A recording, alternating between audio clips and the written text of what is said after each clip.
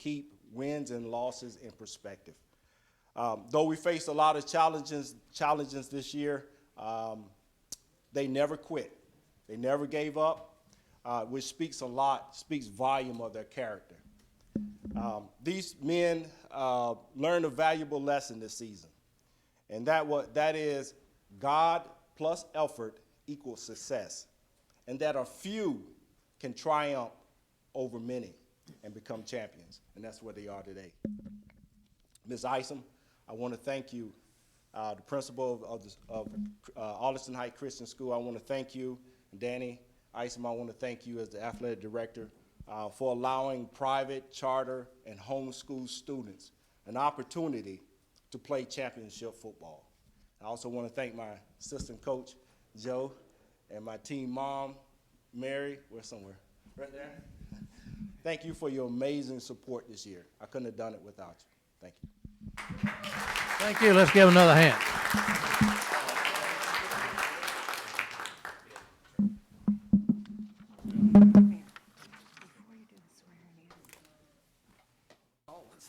Yeah, I know.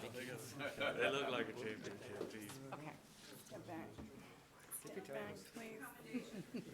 Need some more room. Let's make room for the Queen of Football. Right on the king's chair.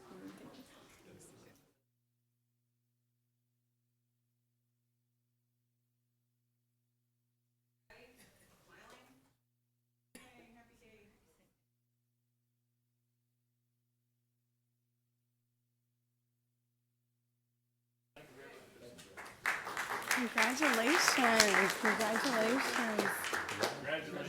Congratulations, thank you. Congratulations. Team mom, I know, that's really nice. Congratulations. Keep going. Yeah, I know. Team mom, the best.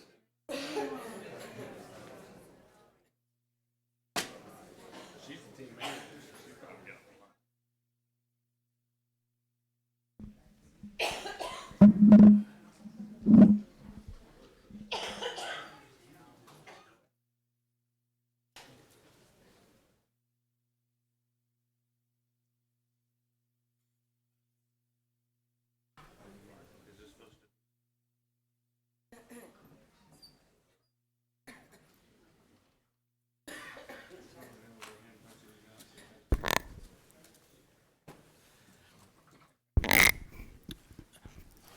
Well, today we're going to initiate or begin or inaugurate a program that I think will be beneficial to our community and to make people realize what a wonderful community we have. And I think all of us realize that we take a lot for granted in our community. The people we have here, the companies we have here, our military that we have here. After several meetings of the mayor's interagency council and going to other meetings, it just became apparent that while those of us involved in the day-to-day activities of the community at large probably is unaware or really doesn't realize the significance of some of the people that we have in our community. And so I'm wanting to initiate today what we'll call the third Tuesday presentation. And this is to spotlight and highlight and bring attention to significant operations and organizations in our community that sometimes we may overlook or take for granted or really not realize the impact that they have and what they do in our community, and hopefully will bring a little more pride in what we have in the community, realizing that we've got a lot of diamonds here. We're just not aware of it as a community as a whole. So today it's a great deal of pride that on our first one, that Colonel Atkins, who is the commander out at the Corpus Christi Army Depot, I asked her if she would come and make a presentation to the city council and hopefully through the media, telling what the Army Depot does. Everybody knows we got an Army Depot, but really not a lot of people know about it.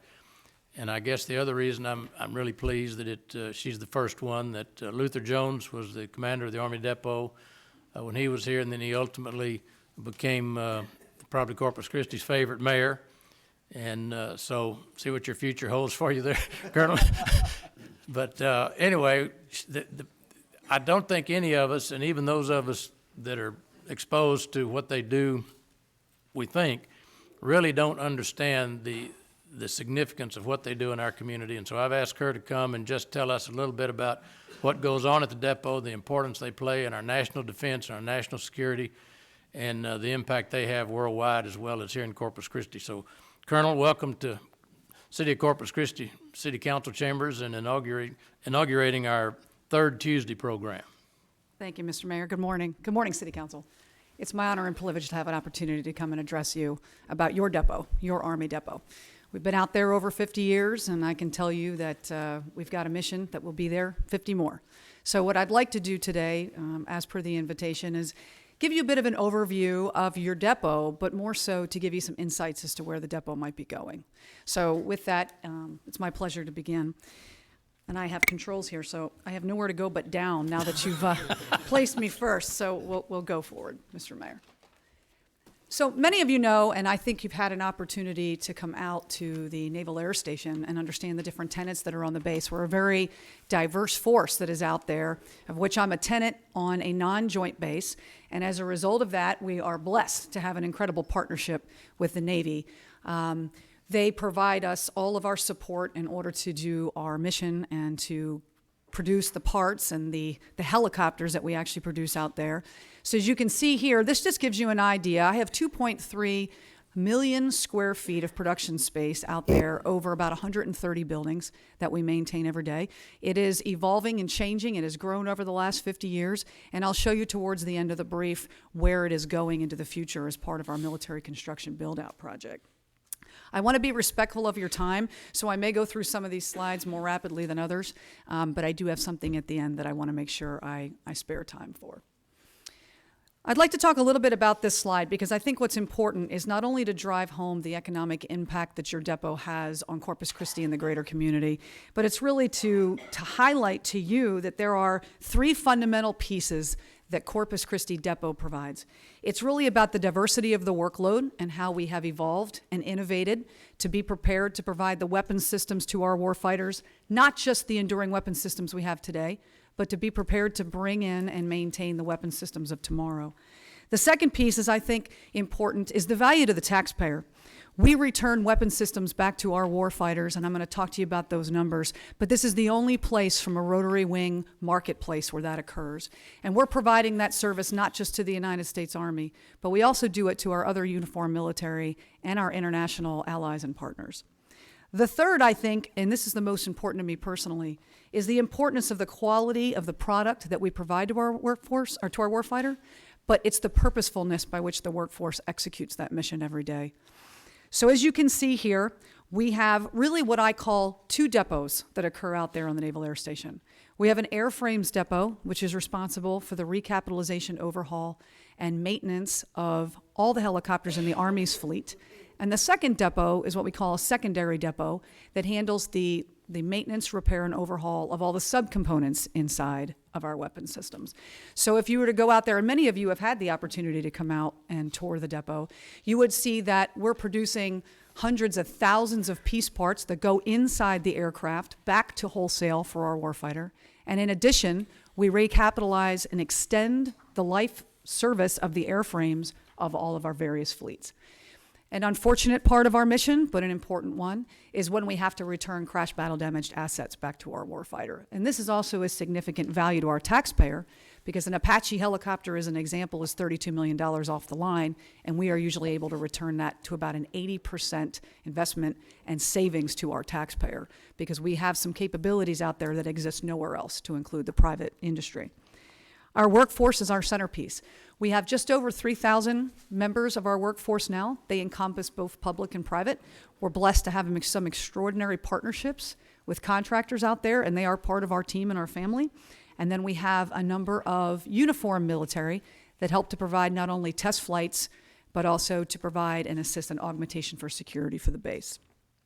As you can see on the right-hand side, the importance of our partnerships I mentioned, this is also part of the economic driver. At any given time, we have just $500 million in service contracts that we let with private industry. This includes not only facilities and military construction, but is also the day-to-day repair. We work right alongside the original equipment manufacturers to ensure that we have all the engineering support that we need to keep evolving our processes. And that's a significant and important part of our partnerships.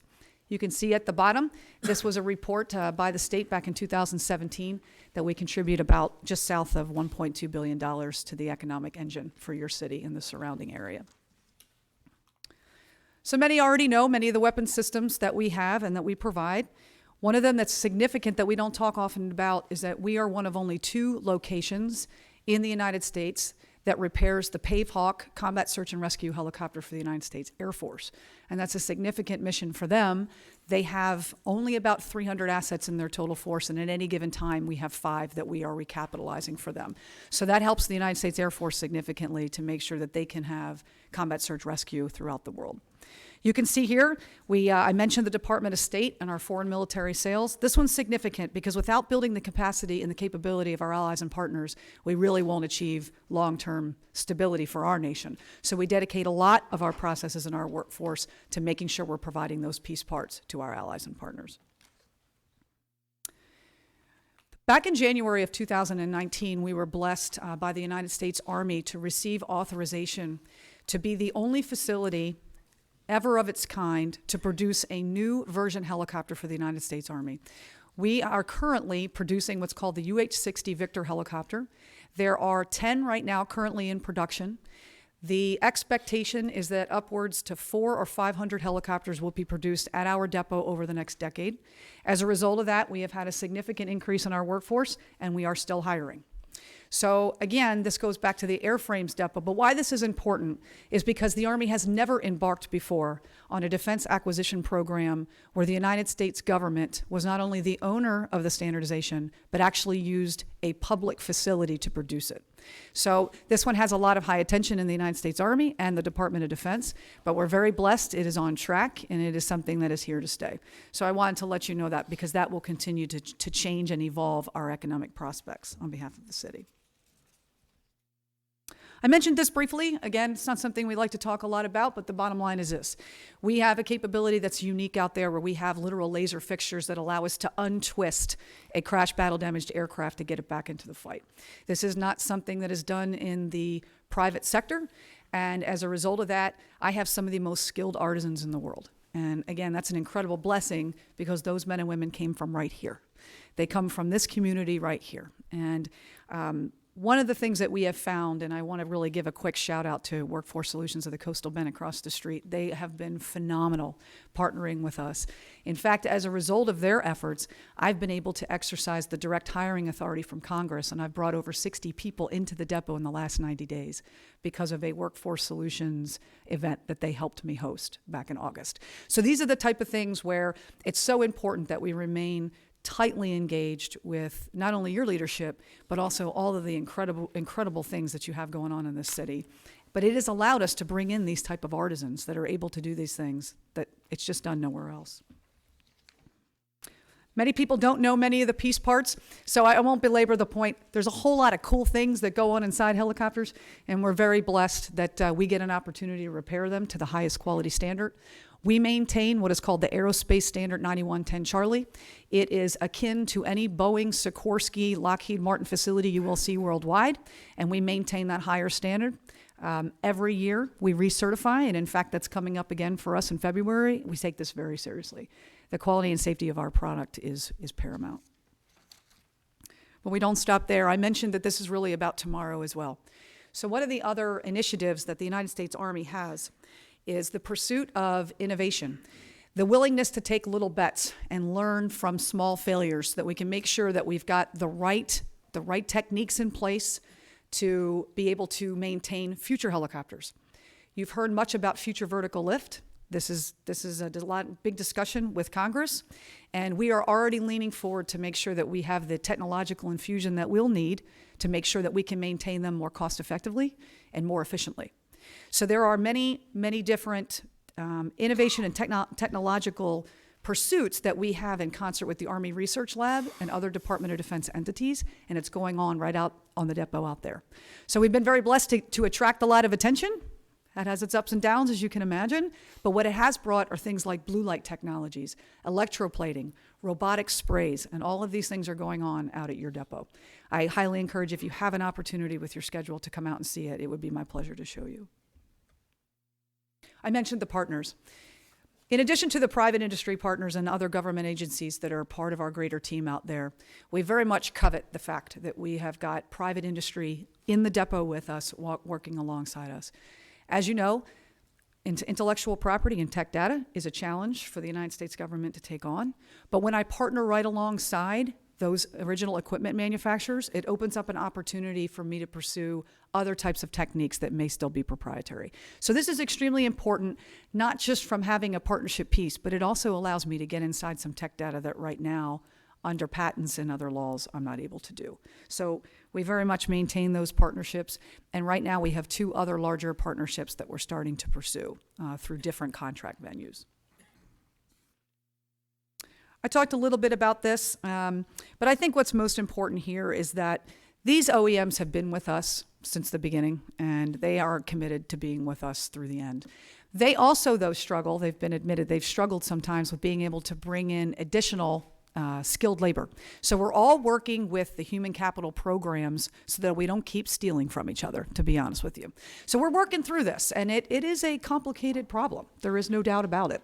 You get a man or woman in there who's is a master operator of a particular process or a piece of equipment. Well, his or her skill is highly coveted. So we're working with each other to make the aerospace industry better. We're committed to not just stealing from each other every other month, because in the end, that's not what's best for the warfighter in making sure that quality product gets back to him. We're spending quite a bit of time on this particular initiative. I wanted to talk to you a little bit about the expansion projects we have ongoing. We've been very blessed to have been appropriated multiple phases of a military construction project, of which the second phase of a long-term build-out is currently under construction. If you have a chance to go out, you'll see that we have something called the Dynamic Component Repair Facility. This facility, over 7 phases, will eventually replace our antiquated Building 8, which is where most of our processes occur right now. The reason why it's so important is because it meets all the energy standards. It reduces the amount of water, electricity, and gas that we must use to conduct maintenance, repair, and overhaul of components. But more importantly, it's really about safety and flow. This is a state-of-the-art facility that allows us to ensure we have a quality work environment for our employees. It also happens, we're blessed, that it is built to Cat 5 hurricane force winds that will withstand. And phase 1 did get tested when Hurricane Harvey came through, and not a drop of water, nor did we have any damage at all. She sits 18 feet above sea level, and the rest of the facility will be built the same way. So we just received in the 2020 NDAA authorization to $84 million to build phase 3. So we're very blessed that we have that support. And I will tell you that I believe a big piece of that is support is because of the facilities task force that you have that educates not just my higher headquarters, but educates our elected leadership on the federal side to understand why it is so important. So I am grateful for that. With that said, you all are familiar with the DIAG. We were blessed to have support of the state in 2019 to build a security enclave around the central cantonment area of CCAD. We hosted the mayor and a number of our elected officials out in September to open the DIAG, or open the security enclave when it was complete. It has definitely provided a significant layer of security for us. It not only helps us in the event of an emergency, but it has cut down significantly already on fraud. And this has a significant impact for me. I have a working capital fund that I have to maintain, and we are already seeing and measuring improvement to loss in materiel that is now not being lost. So I am grateful, not just from a security perspective, but this is really about what is right to make sure that we maintain the equipment and the material that the taxpayer is paying for. So with that said, we have already embarked on our next project that we're asking for support on, and that will be a grant to the tune of $600,000, which will expand that security enclave onto our seawall. If you've been out there, my depot is bifurcated by Ocean Drive, where my airframes depot actually sits literally out on the seawall of the bay, and it is not encased in a security area. So part of it is that. The other piece is we have a road that runs through the middle of that must be resurfaced and changed, because right now it is a safety risk to how we move our material and our helicopters around. So again, your personnel, and Tammy, I want to give a shout out to you as well. They're helping us make sure that we put this together. The like-in-kind contribution from the United States Army right now is $2.5 million that the Army has committed to this project, and we're asking for the state support to the tune of $600,000 for this next DEAG project. So again, to be respectful of your time, I just wanted to leave it at that. But before we go, I want to go back to the start. The depot is not about helicopters, and it is not about rotor blades and transmissions. That's the quality product that we provide our warfighter, who, by the way, in the United States Army is committed to 130 countries right now, and it's not going down.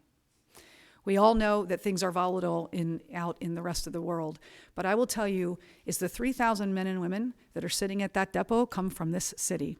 They come from this community. They're multi-generational. They are proud and purposeful in everything that they do. And that's how I know that we have got the ability to live this out for many, many years to come. I just wanted to take 4 more minutes of your time, if you have not had a chance, to introduce you to some of these men and women. If you would, could you please roll the video?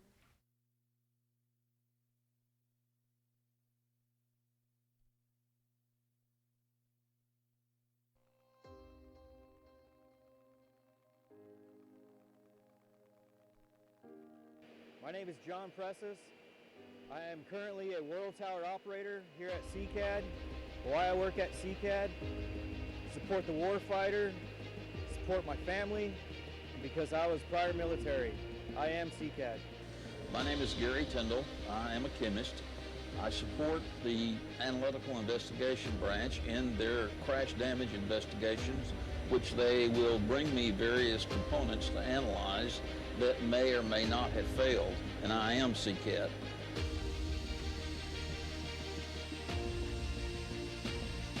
My name is Kimberly Kudoga. I am a technical writer.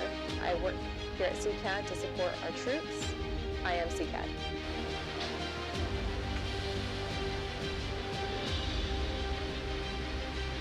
My name is Felipe Castillo. I'm a welder. I support the warfighter, and I am CCAD. I am CCAD. I am CCAD. I am CCAD. I am CCAD. I am CCAD.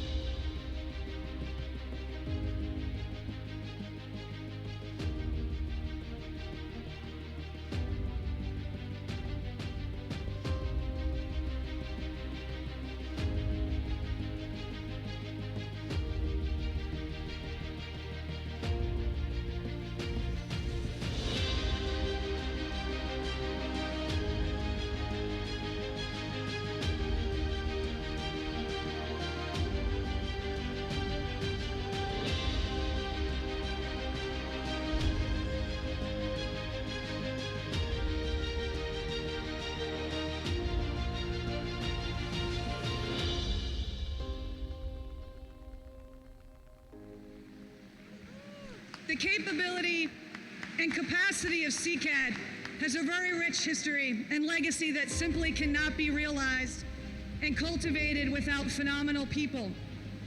And I've only just begun to appreciate its importance and magnitude. The ceremony is really an opportunity to reflect on the purpose and the impact that this depot provides to our community, the entire United States Army, and the security of our nation. It's the right time for me to personally acknowledge and thank the more than 3,370 members of this workforce and their families that every day tirelessly and patriotically produce the parts, the materiel, and the aircraft that are needed to underwrite the readiness of Army aviation and ultimately the security of our nation. There is simply no other place like CCAD. It's an honor to call CCAD and the city of Corpus Christi my home, and I stand very proud every day to remind everyone why everything is bigger and better in Texas. Sustain the fight, Army strong.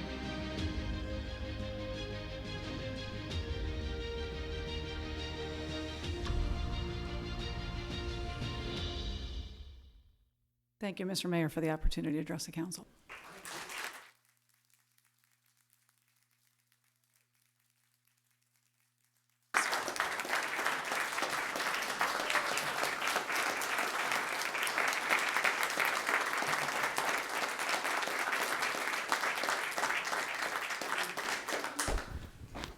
Well, we're just grateful to have you here and have the depot under your leadership. And we appreciate very much all that you do, and I think there's a lot of folks out there have no clue what goes on out there. And I hope that this series will begin to make people a little more aware of the wonderful things we have in Corpus Christi. And I understand there's a lot of competition between Army and Navy other than football, but one of the reasons that we need to make sure that, and we talk about the military affairs task force that works with you, is that when we hear anything that impacts our military base, is that the Navy is the landlord and the depot is the tenant. So if something negative happens to the Navy, it impacts the tenant. And so we want to make sure that we take every step we can to protect both the Navy and the Army because of their contribution to our community and the region. And so we thank you. We appreciate you being the first one in our presentation of our third Tuesday programs. And I'm not sure who we got coming next, but they've got a steep hill to get over to top that program. Thank you very much. We appreciate it very much. And tell all the folks out there at the Army Depot we appreciate them. Thank you. Happy New Year to you.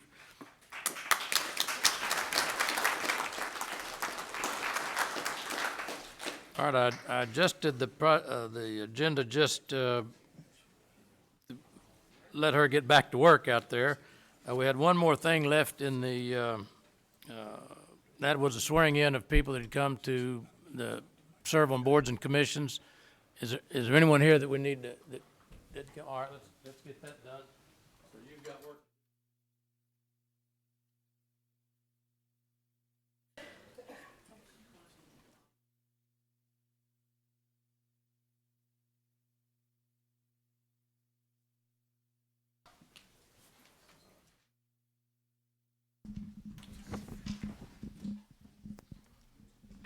Okay, David Bendette on the Ethics Committee, Jason Page and Sister City Committee, John Garcia, Sister City Committee, Larissa Ford, Watershore and Beach Advisory Committee, and Harrison McNeil. Whoop, we're missing somebody. Okay, well, we'll catch him later. These folks are willingly giving up their time and energy and expressing an interest to serve our community on boards and commissions, and we appreciate it. And so we want to get you sworn in and put you to work. So if you'd raise your right hand, I will start out with I, and then you say your name, and then if you'll repeat after me, we'll go from there. I do solemnly swear that I will faithfully execute the duties of a member of the board to which I have been appointed and upon which I am about to enter, and will, to the best of my ability, preserve, protect, and defend the Constitution and laws of the United States and of this state and of this city, so help me God. Well, thank you very much for your willingness, and you're on board, and she will get you signed up to make sure you get notices of the meeting and where to send the paychecks. So thank you very much. Thank you so much.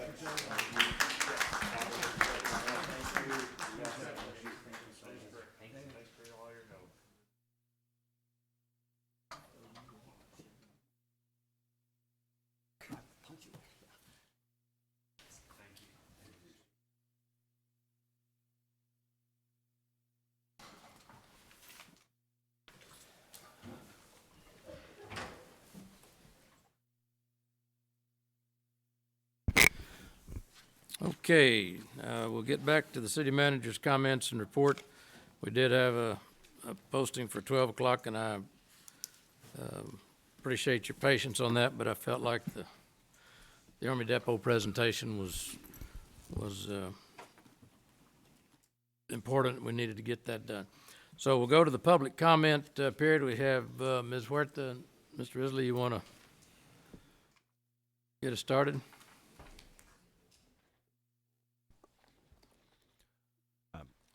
Comments should be limited to city-related matters. There will be no questions of council or staff. Cell phones should be turned off, and there will be no loud talking or other loud noises during the presentations. Good afternoon. I'm City Secretary Rebecca Huerta, and I'll be conducting the public comment period today. I'd like to remind everyone that a recording is made of the meeting. Please speak into the microphone, located at the podium, and state your name and address. If you choose to speak during this public comment period regarding an item on the agenda, you may do so. You will not be allowed to speak again, however, when the council is considering the item.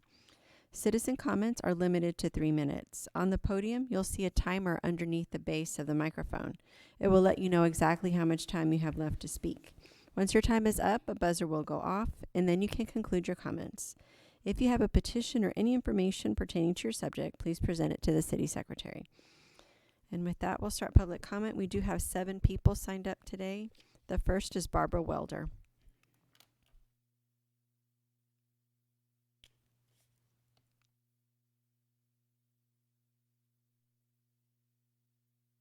Thank you, Mr. Mayor, members of the City Council, City Manager, and staff. Thank you for your time.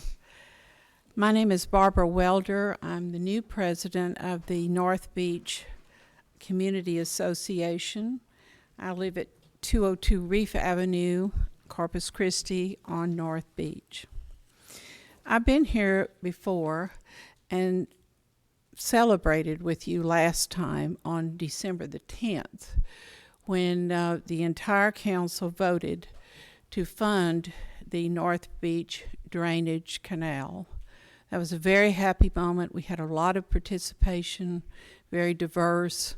It was very thorough. And I thought you had a very fine hour, all of you, in supporting this. You are actually going to find or have found a solution for this 100-year-old problem of drainage on North Beach. Now we turn to a letter written on January the 17th, 2020, written by our mayor, informing, I guess, the city council. I'm not sure about that, but at any rate, the gist of the letter was to call for the closure, I believe the word was, on the service of the North Beach Task Force, which is led by Mr. Everett Roy, your council member, my council member from District 1, who represents North Beach and Calallen, Carolyn Vaughn, who is a county commissioner, and Mr. Jeff Blackard, who is a developer and a property owner on North Beach. I guess what I have to say to you from our people on North Beach is why? Why was that decision made? Why was it made so quickly after our meeting to fund this? Maybe that explanation needs to be made. What was the rationale behind that? The North Beach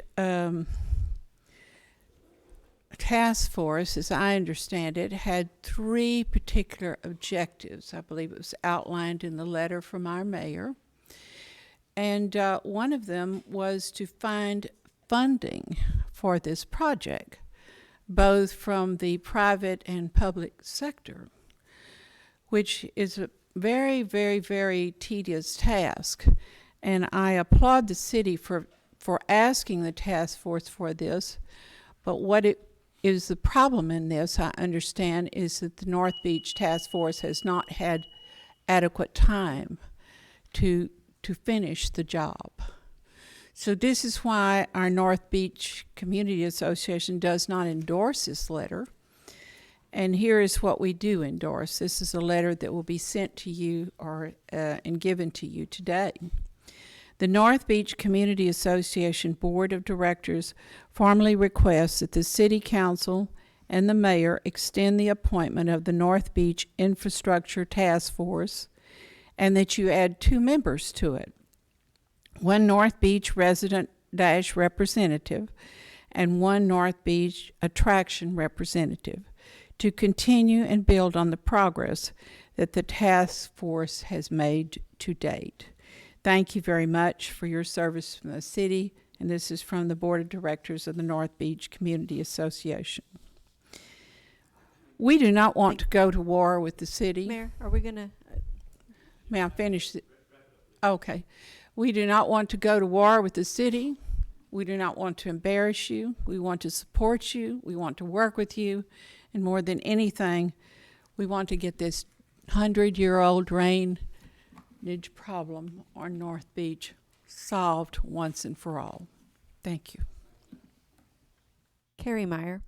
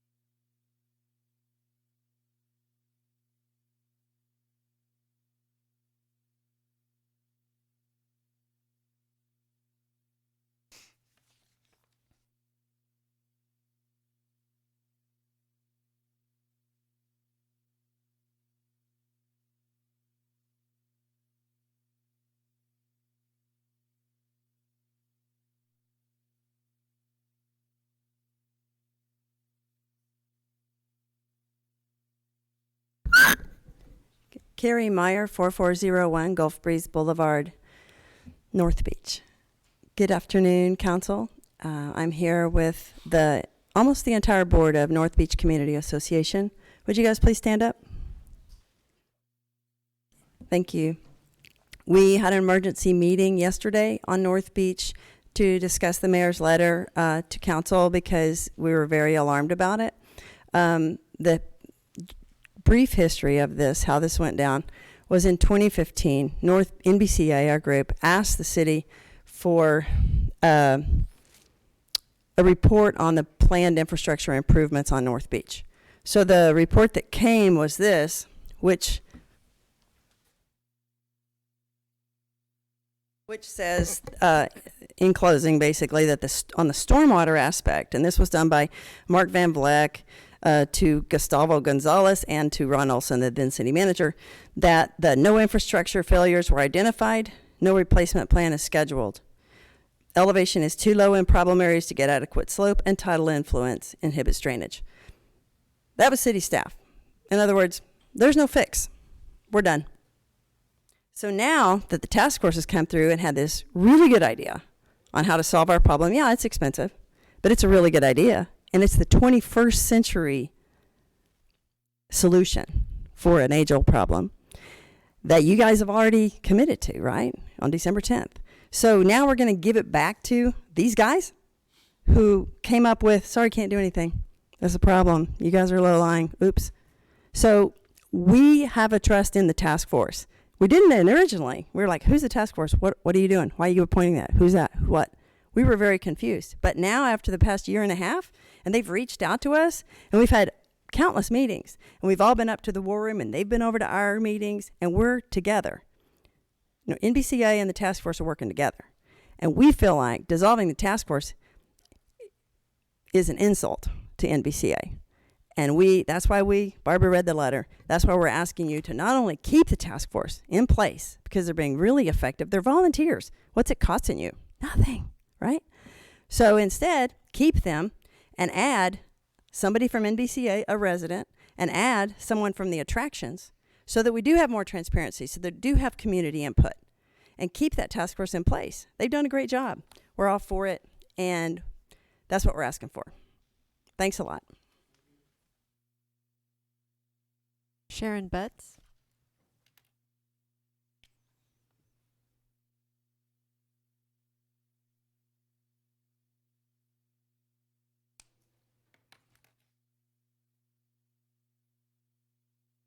Good afternoon. This is my first council meeting and hopefully not my last. My name is Sharon Butts. I live at 6041 Edgewater Drive. I'm next door to the house that caught on fire New Year's Eve. There was 2 houses involved. The first one was the group home, and that's where the fire started because of fireworks. And then it quickly jumped over to the house next door to me on New Year's Eve, and we were woken up at 12:15 by a neighbor pounding on our door. And I said, don't answer it, but thank goodness we did. The fire department was there very quickly, so they have an A+ response time. There was lots of police, lots of fire trucks. So the fire was extinguished that night, and it mainly stayed between those 2 fires. I immediately got up and started watering my house and the decks because embers were coming toward my house. So my concern is, excuse me, my concern on the first night was there didn't seem to be any supplemental fire equipment like fire extinguishers, any soap-based foam that's safe to use in residential areas. What could have been done to maybe mitigate the second house from catching on fire? And then, so the next day was New Year's Eve day, and it rained all day. So we went to bed that night, and I thought, well, we're safe because it rained all day. Well, the fire next door to me reignited, and it engulfed the house. And because of a university policewoman named Officer Andrea, excuse me, she saw the fire from the stripes at Ennis Joslin and Ocean Drive, and she had been aware of it the first night. So at 2:30 in the morning, she called the 911 and came and banged on our door, so we were able to get up, and the fire department again was there very quickly. But they did have a hard time extinguishing the second flame. It's called a rekindle fire, and oftentimes those are worse than the original fire. The master bedroom is 20 foot away from the house next to me that was engulfed in flames, so had it not been for Officer Andrea, I believe that my house would have caught on fire, and who knows if you would have had 2 fatalities. So my question on the second fire is, was infrared technology used to locate hot spots? Or, you know, why isn't somebody posted overnight, at least within the next 24 hours? Because I'm a realtor, and when we treat for termites, they put a tent on the house, and then poison gas is released in the house. And so why isn't that, you know, somebody's posted outside until that tent is taken off. So I just have some questions to the fire department, who I have reached out to, and I haven't had a response yet. You know, are there protocols? Is there equipment that could be used? And what are the protocols? And do the protocols need to be reviewed? Because fire safety, I've known a lot of people in house fires, including my own father, whose house burned down when he was 5. So it is an important issue, and I just want to meet with the fire department and hopefully go over their protocols Thank and you just so see much. if those could be maybe improved. Thank you, Mrs. So Sutts. thank you. Okay. Errol Summerlin.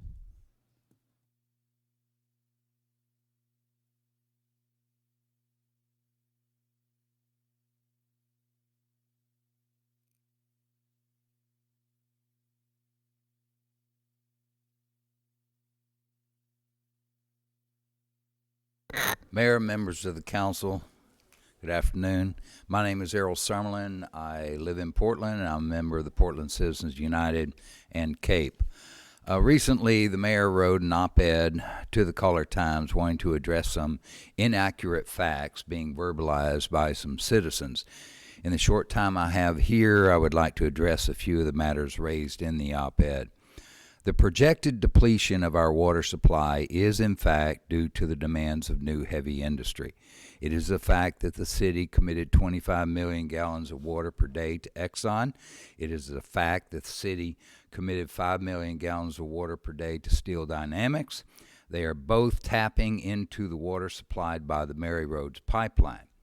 Now we have a new fact. The Lake Navidad River Authority has recalled 25% of the water that would have come from this pipeline. Why? Because new heavy industry wants to locate in Calhoun County. So we not only have heavy industry tapping into our water at the end of the line, we have industry turning down the tap at the start of the line. Just Exxon, Steel Dynamics, and this new industry in Calhoun County will essentially take all the water from the Mary Roads pipeline that taxpayers have paid for. It is a fact that the city's drive to build costly seawater desalination facilities is because industry is making us do it, and the city acquiesces. Much ado is made of the 25 cents per 1,000 gallons paid by industrial users. That's only half the story. It is a fact, in return for this 25 cents, they receive a non-curtailment agreement with the city. An agreement that says if industry pays the quarter, they are not subject to any additional fees that may be imposed on the rest of the community during stages 1, 2, or 3 of the drought contingency plan. And they can avoid having their water supply curtailed or restricted, even during the critical stage 3. I don't call that voluntary. I call that a windfall that they would be crazy not to take. I use 3,000 gallons of water a month. I've got a couple of quarters in my pocket if I can get in on that deal. Last week, the council approved a resolution that recognizes the industry wants to turn the coastal bend into the petrochemical center of the world, and the city's actions are imposing that future upon us. The op-ed concludes that this sought-after new economy requires water. Well, it is sought after by industry and those that will benefit from it. But as the op-ed points out, there is a growing number of citizens that are not seeking this path. They don't want to be the petrochemical center of the world at the peril of all we have come to love and appreciate in the coastal bend. It's not just about intake and brine. It's about the cumulative impact of it all. Thank you very much. Thank you, Mr. Summerlin. Deborah Pope.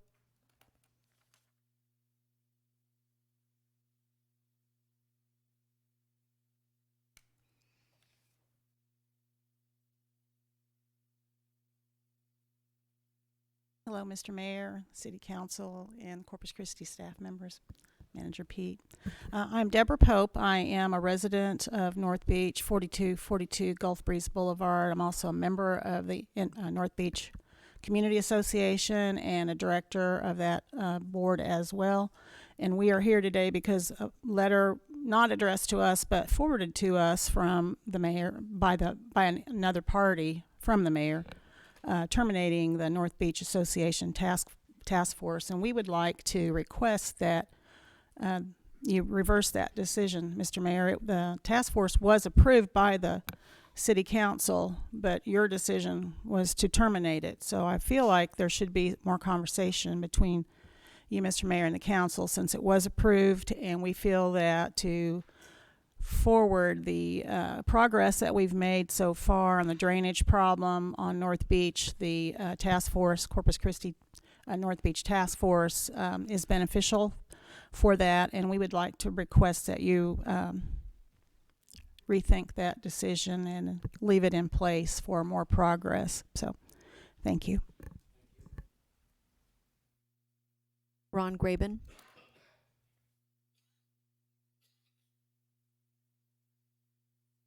Ron Graben, 202 Surfside, North Beach. Good afternoon. I'd like to start with a quote from the Psalms. How good and how pleasant it is for brethren to dwell together in unity. I'd like to take this from a perspective of North Beach, that we feel abandoned, and it's our feeling. And it's based upon years of what we feel is being ignored.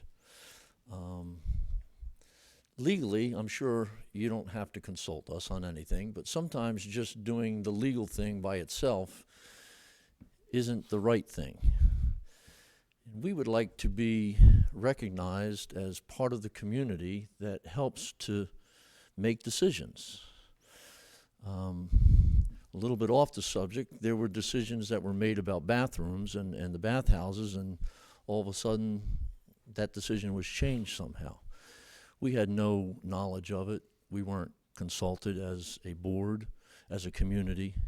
So I ask that in the spirit of unity, that you make a better attempt to try and include us in North Beach, at least in the decision process, because we're the ones with the boots on the ground there, and we probably know better than those that don't live there. So we would like to see the task force continue. We think it's a good thing. It doesn't cost the city anything. And I think that they're doing a good job, and there's more to be done. So thank you very much for your time. Margareta Fratila.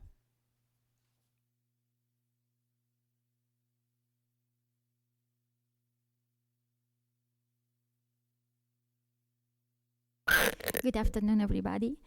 Margaret Fratila, 3606 Tripoli Drive. Thank you so much for last week in behalf of the, Judge Galvan and Judge Galvan and the daughter for wonderful decision that you did. We are very proud of what's happening. We see that we have a new leadership. And I'm here today to remind you that many times I handled to you an ordinance just to show that we never follow the ordinances of the city. And I beg you to start to look into putting the numbers on the buildings, not only in the houses, but in the building. Is another source of making money for the city if the people doesn't respect to just pay $5 to put the numbers. And it's very hard. 40% from people in Corpus Christi make their living on deliveries. I saw that on August the 28th, 2018, you had an ordinance number 31526.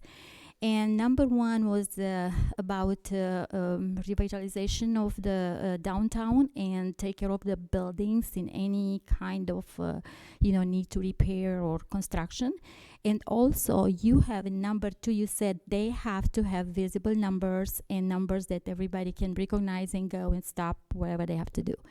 I drive in downtown and I go there very often, and I'm sure you do, but probably don't pay attention, but they are not comply with this ordinance. So I don't know who is in charge of that, but I think that I just find out that maybe today we're going to have someone, and if he listens today, somebody that congratulations, the city manager bringing someone today, because I talked several times with Mr. Cardenas, and he practically said he doesn't have time for stuff like that, and he didn't answer to me ever. He just told to the staff to tell me that's too minor problem. It's a major problem because also we have 80% from our streets, they have no names.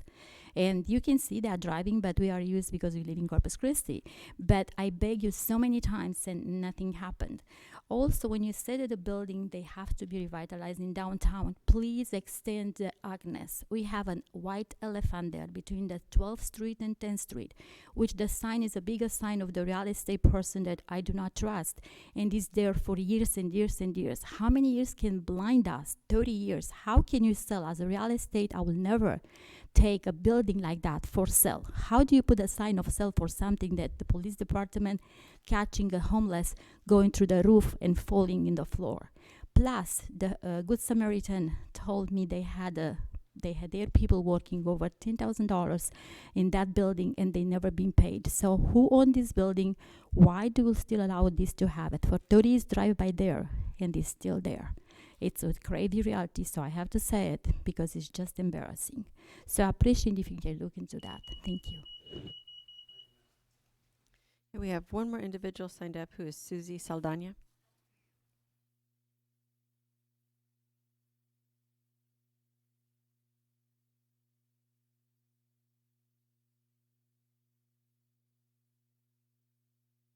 Susie Luna Saldana, 4710 Hackle. You know, it's really very nice about the North Beach Task Force and the job that they've done. But let me ask you one thing. If you're doing that for that segment of the city, then I want a task force for my area. And every one of the North Beach, South Side, and West Side, if you're going to build for improvement in any particular area, then do the task force for them, but do one for each part of the city. That would be the only fair thing to do. Otherwise, you're giving preferential treatment. From my understanding, for a task force, you use it. When it's done, you finish the job. And that's what I would like to see. They've done a tremendous job in getting out their publicity and getting out their what they need, but there are also needs in the rest of the city. So if you're going to continue task force permanently, then let's get them all over the city and in each district. Thank you. Okay, those are all the individuals who signed up. At this time, I'll ask if there's anyone who did not have an opportunity to sign up, if you'd like to speak now. Okay, seeing no one, we'll close the public comment period. Thank you.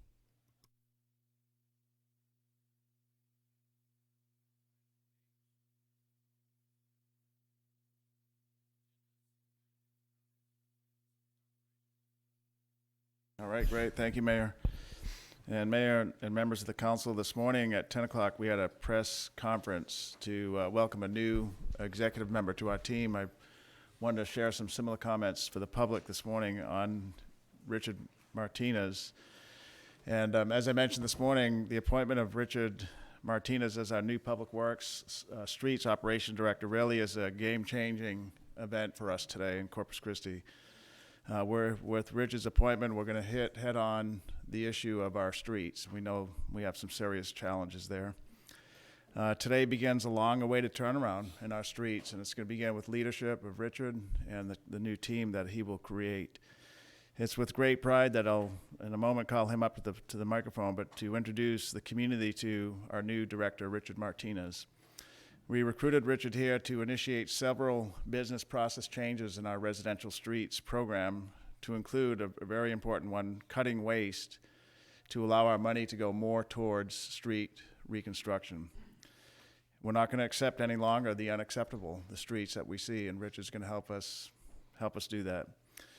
With Richard's leadership, we'll bring and build stronger relationships with our partners, to include Nueces County, TxDOT, and the local private sector industries that'll help us in equipment acquisition and maintenance, to include Holt, Caterpillar, and Doggett John Deere. Rich is going to help us balance the street work between our own crews and then the private sector as well. We'll be looking at using appropriate street materials and applications through Rich's leadership. We'll be providing staff more training on how to conduct preventative street maintenance applications. Rich is going to review and evaluate our equipment. We'll replace outdated equipment, and equipment that is no longer working, we will fix. We're going to create a maintenance plan for our concrete streets. We have several of those in the city, but we have not a robust or even maybe any maintenance plan for our concrete streets. That'll be a big assignment for him to make sure those investments stay with us for a long time. He'll be developing also an important one for our stormwater program, a robust street sweeping program. We know that today we don't sweep in our residential streets, and that'll change. We should be sweeping several times a year to get all that debris up so it doesn't end up into our beautiful water system here in Corpus Christi. And then with Rich's appointment, I'll be consolidating the stormwater functions. Today they're in the utilities section, but they really belong in the Public Works right-of-way area. And so we'll move that operation under Richard in Public Works. Richard is going to focus on the entire experience that we get when we drive down the street, the right-of-way experience. He'll be looking at the roads, managing them, also managing our sidewalks, our signs, our traffic signal system, debris clearance, and then stormwater, even lane markings as well. All those things have a big impact on our experience as we either walk or drive down the road, and that's what Richard will focus on. Let me tell you a little bit about Richard, then we'll have him come up and say a few words to you all in the community. He has, and this is one of the reasons we recruited him here, nearly 30 years of experience in 2 big Texas cities. So he knows a lot about what it means to be a city boy and how to manage city streets in a city, right? And that's important for us because we're a big city. He most recently worked in Fort Worth, where he oversaw the streets and the stormwater operations division for that city. And he also was over the traffic management section as well there. Before that, Richard worked in San Antonio, Texas for many years. There he oversaw the Public Works operations to include the streets and other related duties. When he left, this was many years ago, he was overseeing a $70 million street operation annually. So he definitely has the experience. Richard has a bachelor's degree in business from the University of the Incarnate Word and is halfway through completing his master's degree in business administration. He has received many honors and accomplishments throughout his career. Most recently in 2019, just last year, he was recognized as the top public works leader of the year, top public works leader in the state of I guess in the whole country, right? Oh no, in Texas, and that was by the Public Works Association's Texas chapter. So that's a quick background on Richard. We want him to come up just for a second so that everybody can see him, and you may want to say a few words, Richard. Thank you, sir. Honorable Mayor, Council, City Manager, Mrs. Zanoni. I just want to thank you for the opportunity to come and serve the citizens of Corpus Christi. I'm excited about the challenge here. There are a lot of things that we can do immediately to improve the quality of life of the community. And so with that, that's what I'm going to be focused on. I want to go to the community, set up some community meetings, and listen to what they have to say and let them know what I'm going to bring to the community. And we'll be doing that in February as we go along. So again, I just want to say real short, thank you. I appreciate it. And you're going to see some great things happen from Public Works. Well, thank you and welcome aboard. Thank you.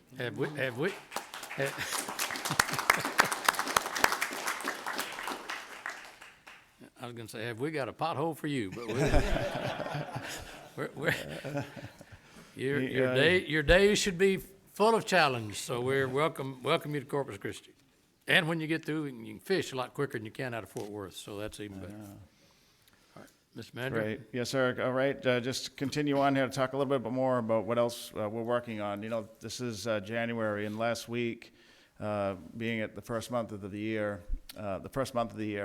I met for a half a day with our executive leadership team. That includes our chief financial officer, chief of staff, and the assistant city managers. And we met and talked about what are the top priorities, including policy priorities of the council and other initiatives that we're working on. We have a complete list. I'm going to email it to you later this afternoon, but I want to share some of those with you this morning on things that we're working on that are policy issues or big ticket items for the city to help advance us forward. One of the first ones is the Buccaneer Commission's Buck Days Rodeo Parade and Carnival. We'll be coordinating with them to make sure we have all the agreements in place and lane closures and that type of thing. We're putting together a task force there. We're developing a complete parks master plan that'll include some public or robust public participation. We are developing, or we will be developing, recommendable ideas from the Air Services Task Force. I'll talk to you a little bit more about that in a moment. Our planning department and others in the city, and I know we're participating, are completing numerous area development plans to include the West Side Development Plan, the South Side, the London, and the Flower Bluff will be kicking off soon, the Flower Bluff Area Development Plan.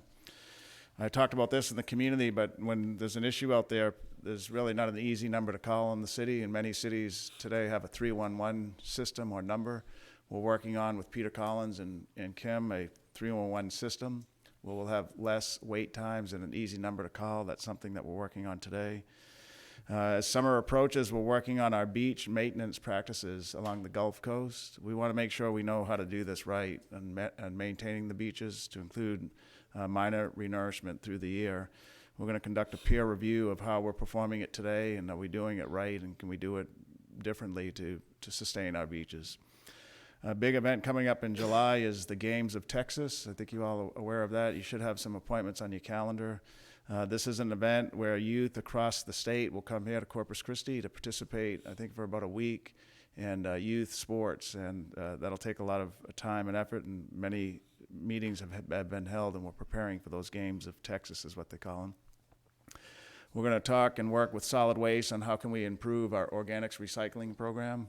All our brush and grass clippings today are put into the landfill, and that can easily be recycled, saving valuable landfill space. We're reviewing, as you know, the Developer Trust Fund, and we'll have an action plan on how we can improve that going forward. We're performing a review of the City-County Health District.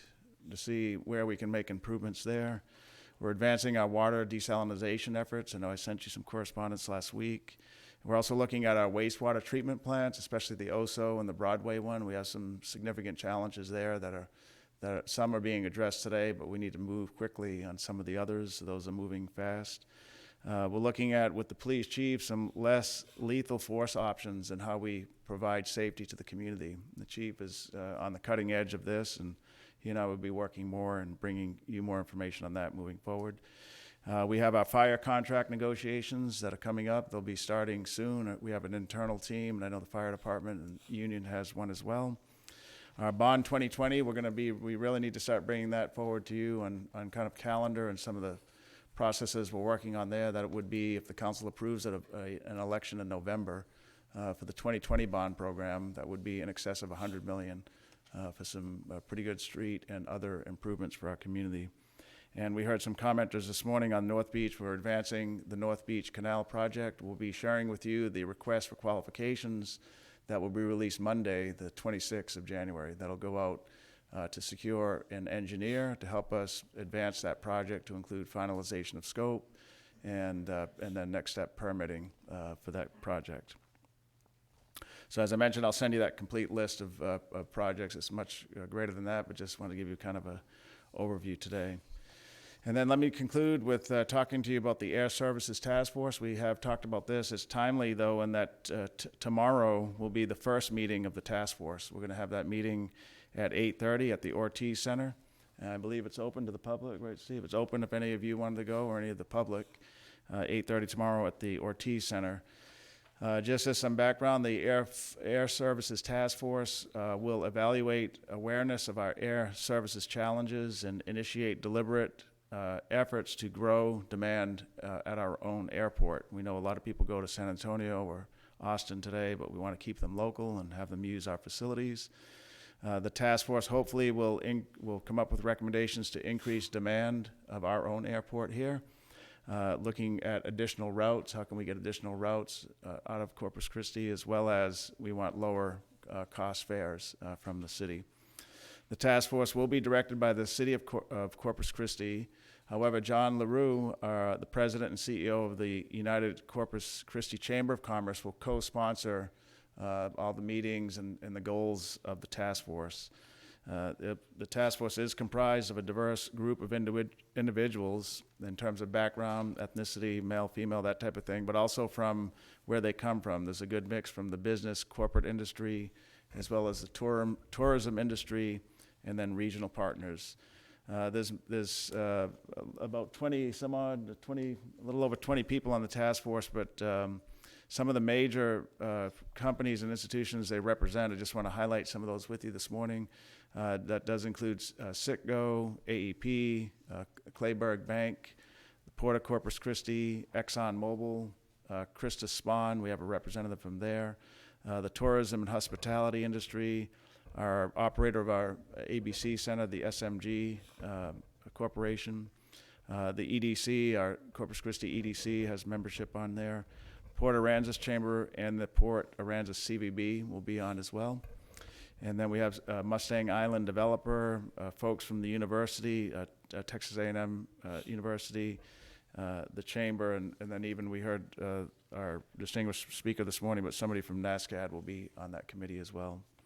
So our first meeting will be tomorrow morning, and we will, if we don't see you there, we'll keep you up to date on what's going on and kind of the goal and the timeline for the Air Services Task Force. So with that, Mayor, that concludes my comments for this morning. We want to welcome Richard again, and we're looking forward to some real good turnaround in our street operations for the city. Thank you very much. Next item on the agenda is approval of the minutes. Oh, Mayor, the minutes are not attached. I'm sorry that. So we don't need approval today. All right. Well, then no boards and committee appointments. No, sir. All right, I've been told that item number 3 on the consent agenda needs to be pulled, that was, it was not approved last time, so it doesn't need to be on the agenda today. Is that correct? Yes, sir. That's correct. Okay. So pull agenda item number 3. The consent agenda consists of items now from 4 through item 24. Does anyone on the council want to pull any item for further discussion between item 4 and 24? Mr. Mayor, I'd like to pull item 11, please. Hold on. Item 11, okay. And Mayor, I'd like to pull number 21 and 23. 21 and what? 23. 21 and 23.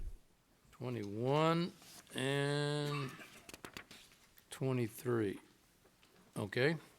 Mayor, I will abstain from item number 8 and 23. 8 and 23. Okay, anyone else? Anyone from the public have an item 4 through 24 that they would like to have discussed or have information on before we vote on it? Consent agenda? All right, seeing none, then I'd entertain a motion for approval of items 4, 5, 6, 7, 8, 9. Not 8, Mayor. 6, 7, 9, 10, 12, 13, 14, 15, 16, 17, 18, 19, 20, 22, and That's it. 24. All right, there's a motion and second on that list. All in favor say aye. Aye. All opposed? All right, on item, let's see, number 8. 11 was the first one. Oh, you're going to pull them in order? Okay. Well, let's do 8. Ben, you're going to abstain on 8? Mm-hmm. Mayor, I'd like Correct? to have. Yeah. All right, entertain a motion on item 8. So move. Is there a second? There's a motion and second on item 8. Councilmember Molina is abstaining from item 8. Any discussion on item 8? Any public comment? All in favor say aye. Aye. All opposed? Let the record reflect that Councilman Molina abstained on item 8. All right, the next one then, item 11.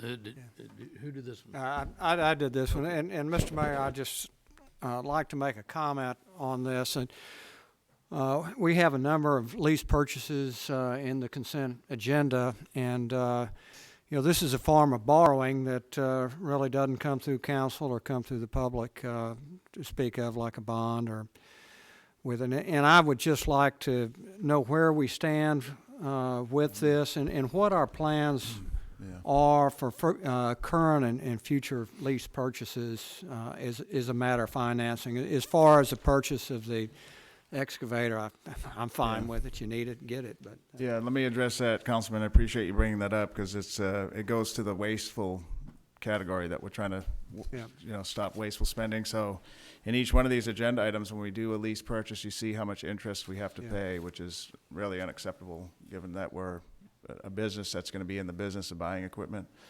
So one of the first things we had Sony Parnell do, you met him, he's with our performance unit, is really get in and study how we acquire vehicles and heavy fleet like this. And where we should be is where we're going to get to, but where we should be is we should be saving money annually.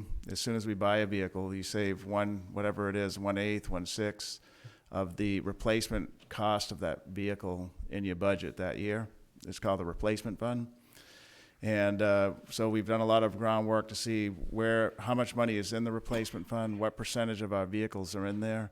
In this budget that we'll present to the council this summer, we're going to do a first phase infusion of cash into the replacement fund so we can begin to build up the financial capacity for specific types of vehicles and heavy equipment. So we're paying cash in the near future for them rather than doing what we're doing today. In San Antonio, just to use them as a reference, just about every piece of equipment, with maybe a few exceptions, every piece was in the replacement fund, meaning we didn't borrow money to buy a truck or a tractor or what have you.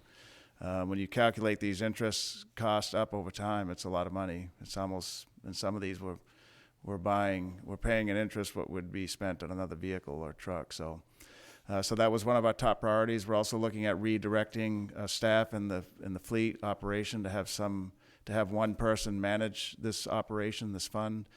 Today, departments kind of opt in or opt out of the fund, but it needs to be a mandatory participation within the fund. And so that's the long answer. The short answer is we're looking at what do we have in the fund for cash today, what vehicles are in there, and then how do we begin to schedule this out over time to put dollars in at the budget time, and then for the ones that we do buy, start putting them on that replacement cycle in terms of putting money in. Okay. Okay. Thank you. Thank you very much. Motion to approve. Got a comment? Yeah. Yes.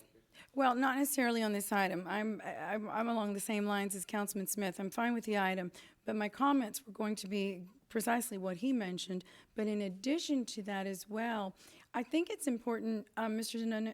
Zanoni, that we see what the comprehensive plan is for buying, not only on the utilities department, Parks and Rec, because we're seeing, as he mentioned, a lot of these, whether they're leases, purchases, replacements, we're seeing a lot of that, which is fine. I understand that needs to be done, but I would like, and I think it'd be very helpful for the council to see a bird's eye view, if you will. How does this work? We replace X amount per year because of this. What's the maintenance program behind the replacement of that vehicle or the lifespan of that vehicle? How many vehicles are we looking to purchase in that year for these departments? And a lot of that can change based on what's contracted out to mow, for example, doing a better job, as some of these explain, and the enhancement program. Was it enhancement? Is that the term? And that I would love a little bit of more information, if you will. Okay, sure, we'll put that on as a future item when we're to the point to be able to show that, and it should be in the near future. Great. So, yeah. Great, thank you. Yeah, just for the record, we're developing that plan that you're talking about now in conjunction with Mr. Peronal, and it's also going to be integrated into part of the budget process.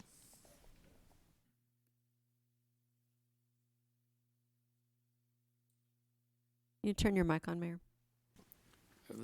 My question is based on experience I had at the county, a surprise, I think, more than anything else, is that in this lease equipment, the title is retained by the Doggett Heavy Machinery or whoever is the one selling it until we actually make the purchase. Now, and what the surprise was that the county got a bill for taxes based on the value of the equipment because they were taxing the equipment company that sold it to us. I'm assuming the paperwork's in line that we're not paying ad valorem tax on equipment we're buying through these people on a lease purchase agreement. No, sir. We're paying the interest. It's a 5-year note. The interest rates are low now. I don't have the exact number, what the interest rate is now.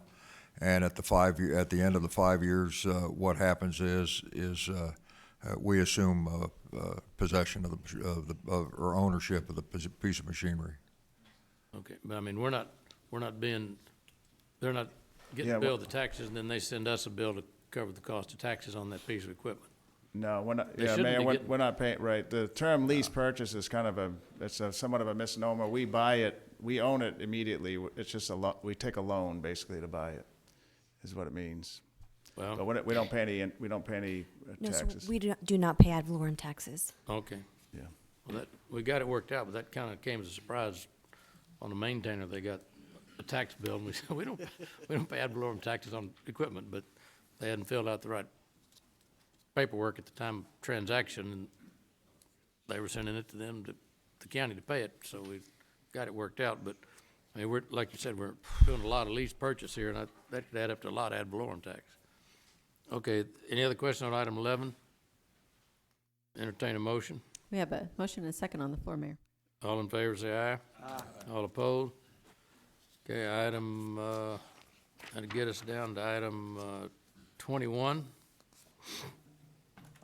Who asked, Gil? Mr. Hernandez?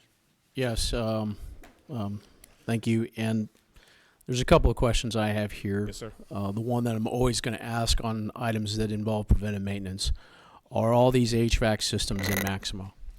We are going to talk to this contract, if awarded, if it passed today, we'll be talking with the contractor to start incorporating all these units into our Maximo system, sir.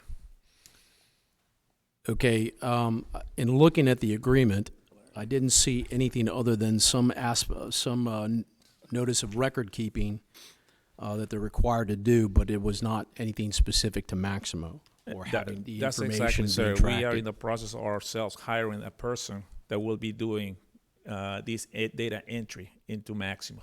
Okay, so none of this is in Maximo? No, not at this time, sir. And we got some piece of equipment into Maximo, but not this massive. This is the first contract that we're trying to recognize or identify so we could put it into the Maximo system, sir. Okay, so we all understand the importance of making sure that this is in Maximo so we can do the Yes, sir. asset lifecycle management, so we're not surprised by any unplanned capital expenditures to replace chillers like we did at the gas department. Yes, sir. Right? So we Yes, don't sir. want that to happen again, so we can have, at least we can plan for that capital expenditure, not just do the preventive maintenance. So I understand that, but if we can include those in our agreements, so we have, we obligate our contractors to do these types of things and provide us the right information that we need. Yes, sir. Yeah, I'd like to point out, sir, that this agreement is the result of a conversation that you and I had several months ago, and this is the result of it.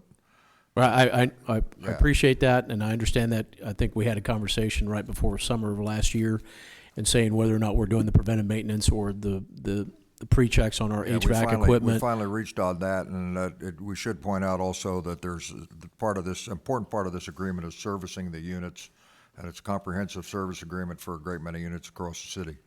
Okay, so the second question I have on here is that I'm always uncomfortable with a single bid, and I understand that Johnson Controls didn't provide a response. Is this something that we need to look at to give more time to provide for more bidding from other contractors, or are you comfortable with just a single bid? I'm comfortable with a single bid, and pardon my voice, I've got allergies really bad today. There were actually 2 bids. It's just unfortunate that Johnson Controls did not turn in the required paperwork. They didn't turn in their license information that we had requested. Several forms were incomplete, and the references were not turned in. They have done work with us before, so we were kind of surprised to see that. I think it was just a mistake on their part. We would have had 2 good bids had they have submitted that paperwork appropriately. So we'll continue to stress that at our pre-bid and pre-proposal meetings to educate them on how to fill out the paperwork, and we continue to try to make the instructions as clear as we can on what's required. Okay, and lastly, I know that we have gas chillers at our gas department that are kind of unique. I think the Robar, I believe they're called. Does this company have the ability to maintain gas chillers? Yes, sir. They Okay, do. we're all good there. Otherwise, they wouldn't have bid on this, sir. Yes. If not, they'll sub it out. Usually, prime contractor, if they're the prime, if they don't have the expertise, they'll go out and put in their bids, and they'll hire somebody who has experience. Okay. Yes, sir. Thank you. Yes, sir. With that, I make a motion to approve. Thank you, sir. All right, the motion second on item 21. Anybody from the public have any comment on item 21? All in favor, say aye. Aye. All opposed? Okay, that gets down to item 23. And somebody's going to abstain. Who?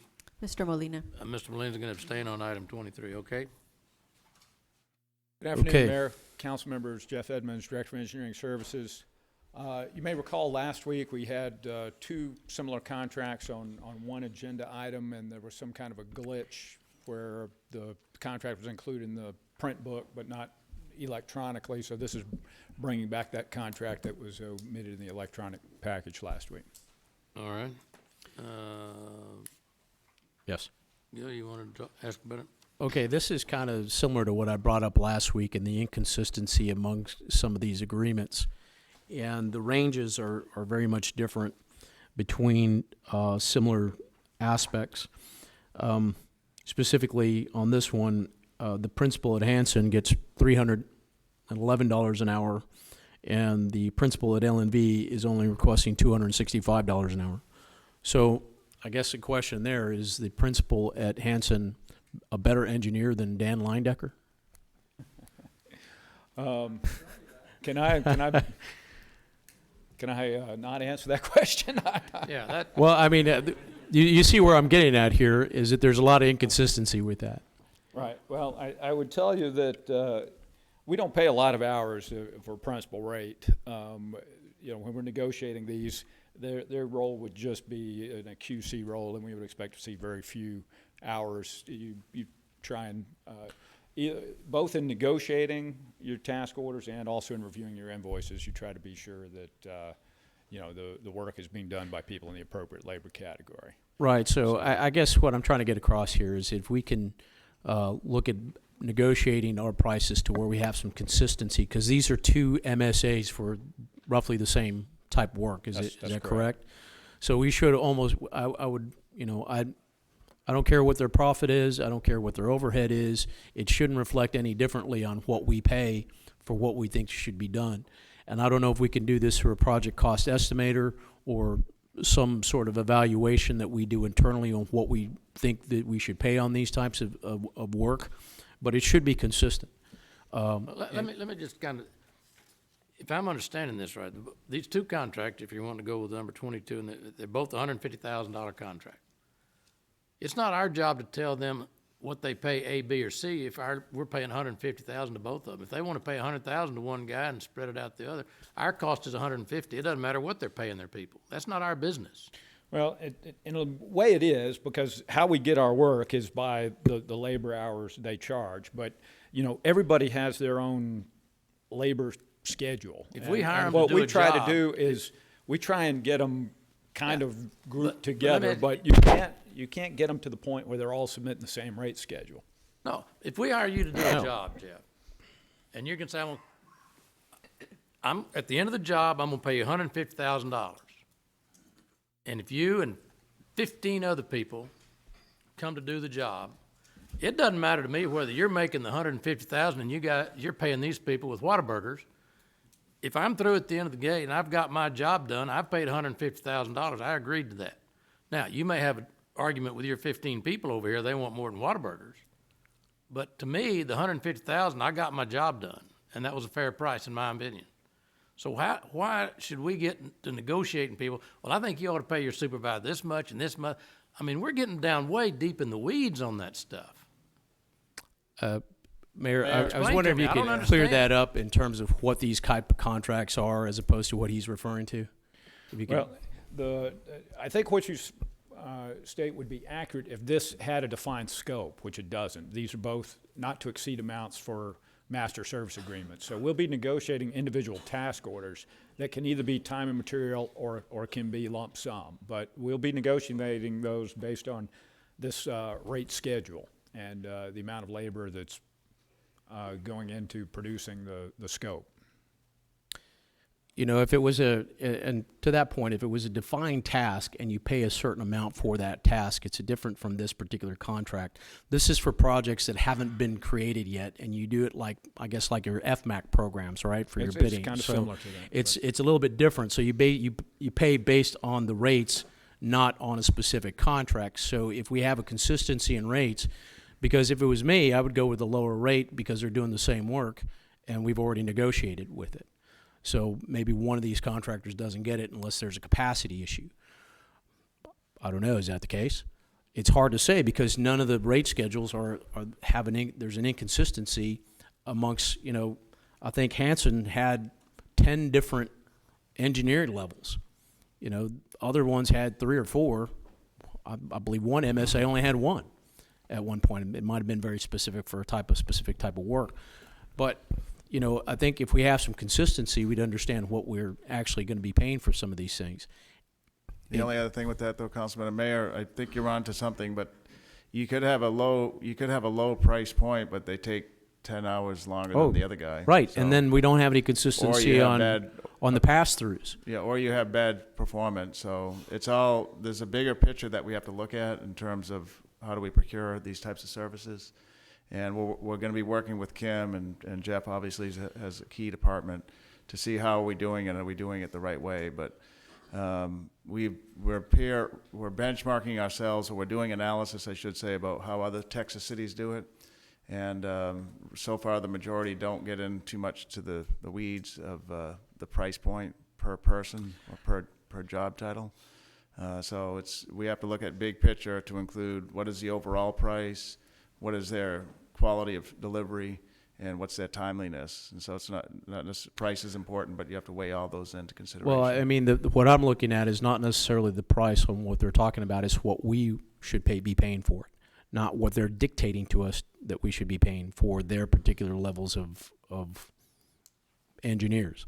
I don't care whatever their overhead is. I don't care what their profit is. It is what we think we should be paying for based on the project itself, or the projects that we think there need to be, or what we're willing to pay for these engineers. I don't have an issue with, I don't care if they make money. They're great. That's awesome. But I want to make sure that we're getting the most value for our expenditures. And I think it should be very competitive, and we should look at it from the perspective that if we're hiring them to do the same job, it should be regardless of what their rates are. I mean, what they pay their particular employees. We shouldn't care about that. It should be what we think we should be paying for it, what we pay our engineers, those kind of things, not that. Plus, also, we need some consistency on the pass-throughs. HDR had a 15% pass-through. These two have 10% pass-throughs. There's a one that had a requirement for overtime if it was client-directed, other ones that didn't. We should have consistency on what we should be paying for, what we should be paying for mileage. Is it mileage based on the IRS rate, or do we pay for the Hanson one, that if they assign a vehicle to it, they charge us a certain rate for a month plus fuel? We should have some consistency in terms of how we do those things, and so we can have some understanding of what our rates are going to be. And maximize what we can do work-wise. I'm asking that we just try to standardize some of these things, so it's kind of a mess to go through. It really is. And if we can standardize the MSAs by the project, the scope of the project ones, those are completely different. You'll have to negotiate those directly and come up with the scope of work and whatever that is. But those, for the particular MSAs, it should be no different than some of our other projects that we do with like FMAC or those kind of items. Does that make sense? It makes sense. I think it's an objective to work towards. Well, if you're going to be benchmarking, and I appreciate Kim kind of going through this, and I had asked you originally on this on why it was different, but if we can benchmark other cities and how they do their MSAs and what their pass-through rates are and what those kind of things are, maybe we can have some best practices that we could do there. If you can speak to that. And we are doing that. We're down to just 2 cities, waiting for 2 more cities to call back. But we've done about, I think, 8 or 10 cities. And so we're just about to conclude that information to hand it off to the city manager. Okay, I appreciate it. Thank you. Mr. Smith? Thank you. Along that conversation, do we set unit price benchmarks in our construction, say per yard of concrete or ton of Class D asphalt? Well, no, of course, the difference is that's competitively bid. That's procured under a different statute, and the engineering services are procured under qualifications-based selection, where you pick the highest. So it's by statute. Does the statute allow us to benchmark certain prices? Well, I think you could certainly use benchmarks in negotiation. I'd have to consult with legal. Does the statute, would that allow us to do that? Could we go in by law with our professional services and say we're going to pay $225 for a particular engineer? I'd have to call in a lifeline from legal on that. Yeah. That might be a bit challenging to get by the Texas prohibition on negotiating prices with engineers. There's probably a way to get close to it, but we'd have to look into how we could achieve something similar to what you're wanting. So we've got the Zon Road and Newport Pass contract coming up. Can we just take the low prices of all those low bids and combine them? So we'll get JE to do the stamp. They were lowest on there, and Parker to. I'm not sure they would be willing to sign the contract when we send it over there after award if we did that. Okay. Well, thank you. It really looks like doing our benchmarking things. We're going down the right path on it. Best practices with it. So appreciate it. Okay. Anyone else have item number 23? Anything for the public? There's a motion. Entertain a motion for item 23. There's a motion and a second on item 23. Any further discussion? All in favor say aye. Aye. Okay. Mr. Molina abstained. Excuse me? Just Mr. Molina abstained, just to make it clear. Oh, yeah. Where did he abstain? He disappeared. Where'd he go? Ben. Calling Ben. Okay. Let's see. We've got, it says recess for lunch at 1:30. We've got, are the folks here for items 25, 26, or 27 on the zoning cases? All right, I think, unless I'm reading them wrong, they ought to, you got Planning Commission and staff both recommend approval on all three, I think. That's correct. So if you want to, well, if we could save them having to sit here, let's see. Let's go to item 25, try to get that done, then we'll break for lunch here in a few minutes. Try to get these three zoning cases. Item 25, zoning case SCC BH LLC, District 1, Everett Roy's district. All right. Yes, Thank sir. you, Mayor and Council. Good afternoon. Al Raymond, Director of Development Services. The case before you is to rezone a property located at 213 Clayburg Place from our CR1 Resort Commercial District to CR3 Resort Commercial District. The purpose is to allow for the construction of a hotel. The applicant is SCCBH LLC, represented by Urban Engineering. All right. The property is, Go ahead. Sure. The property is located along the south side of Clayburg Place, west of North Beach and east of Surfside Boulevard. The property fronts Clayburg Place, which is designated as a local residential street. To the north is a hotel-zoned resort commercial district. To the south is a hotel-zoned resort commercial district. To the east is North Beach Zone RMAT, which is multifamily tourist attraction district. And to the west are vacant properties, 2 small rental cottages, and a restaurant-zoned resort commercial district. The property is approximately 0.99 acres in size, and it is platted. Property consists of vacant land and has remained relatively undeveloped since annexation in 1935. The proposed rezoning to CR3 is consistent with the adopted comprehensive plan and is compatible with the neighboring properties and the general characteristics of the area. This rezoning does not have a negative impact on the surrounding neighborhood. The key difference to CR1 and CR3 are the setback requirements. CR1 district requires 20-foot front yard setback. CR3 allows a 10-foot front yard setback. Granting this setback would reduce the setback and allow for the construction of the hotel. Planning Commission and staff recommends approval. I stand by for any questions. All right, is the applicant here? Would you like to come down and say anything? Yeah. Smart man. All right. I noticed that there were notices sent out, 15, I guess, notices were mailed outside the notification area, I mean, within Right. the 200-foot deal. 200-foot 5 radius, outside. right. 0 were returned in favor, 0 were returned in 0 opposition. returned in favor and 0 returned not in no opposition. Yes, sir. Planning Commission staff both recommend approval. Yes, sir. Is there anybody here from North Beach encouraging, exciting about the increased development on the island as a result of this? Yeah, just open the public hearing. Open the public hearing. Anybody here? Any comment? Well, we appreciate you investing your money on North Beach, and we thank you very much, sir. And I'll close the public hearing. I see no comments being asked for. Entertain a motion for the passage, Mr. I'd like Roy, to you make a wanna motion. I'd like to make a motion to approve.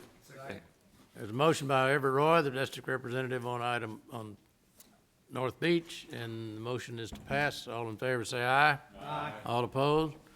All right, item 26, HP North Beach, case 1119. Is the applicant here? Same one? All right, same story, different piece of property? Yes, sir. Thank you, Mayor, Council. The Well, I case think, I've read it. Has everybody else read it?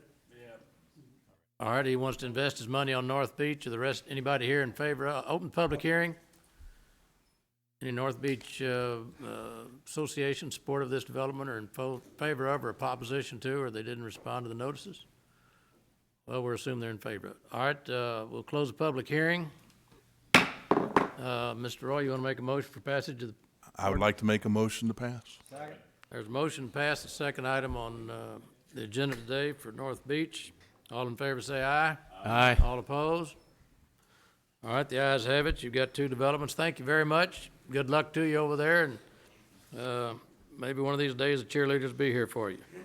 Item number 27, zoning case Paula Gott Properties out on Saratoga Boulevard. Thank you, Mayor, Council. Planning staff and the commission Recommends approval as well. All right. Make a motion to approve. Public hearing also, please. There's a public hearing. We'll open the public hearing. Anyone here on item 27 on the zoning and ordinance property at 67, near 6734 Saratoga? I made the motion. Do you want to speak? You're in favor of the recommendation? You don't want to talk us out of it? All right. There's a motion and a second. We'll close the public hearing. All in favor say aye on item 27. Aye. All opposed? Item 27 passes. That gets us to our regular agenda. We're going to we'll take our 1:30 lunch, and we'll be back. Oh, wait a minute. Whoop, I got to read I don't want to get in trouble with Ms. Worth over here. The council will go into executive session on items 35 and 36. Is that right, Ms. Worth? Yes, sir. We'll be doing two today. Excuse me? Yes, we'll be doing two executive All right. sessions today. Council will go 35. into executive session on items 35 and 36 per the Texas Government Code Section 551.071 and 551.072. And we'll try to get back, let's say just about 5 minutes after 2, but it may take a little longer, but that will be our goal, but not our guarantee. Go to executive session.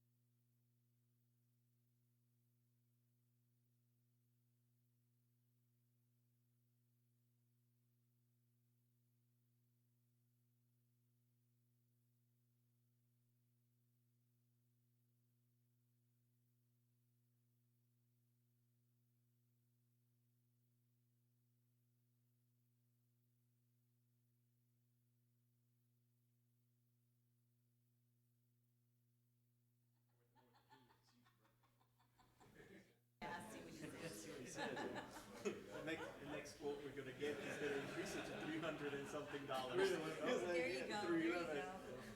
It's like, whose fault was that? It's our fault. No, it's our fault. Because we gave him. Not his fault, that's our fault. No, that's true.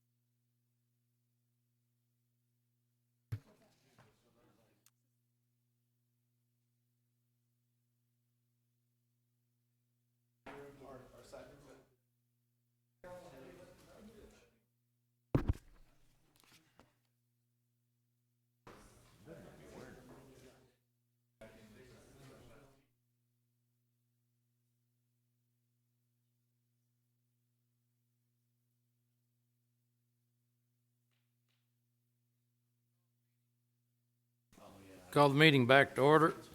I think we're on item 28. Is Yes, that sir. correct? Yes, that's right, Mayor. Chief? Yes, sir. Good afternoon, Mayor, City Council. Robert Rocha, Fire Chief. Item number 28 is an ordinance accepting a grant from the Flint Hills Resources 2019 Helping Heroes Program in the amount of $10,000 to purchase hazardous material equipment and to appropriate the funds into the FY 2020 Fire Grant Fund. Stand by for any questions. All right. Motion to approve. Anybody have any comments on item 28? Congratulations on that, and thank Flint Hills. Is somebody from Flint Hills here? No? But thank them for their grant. Entertain a motion and for approval on item 28. We have a motion and second on the floor. All right, any public comment?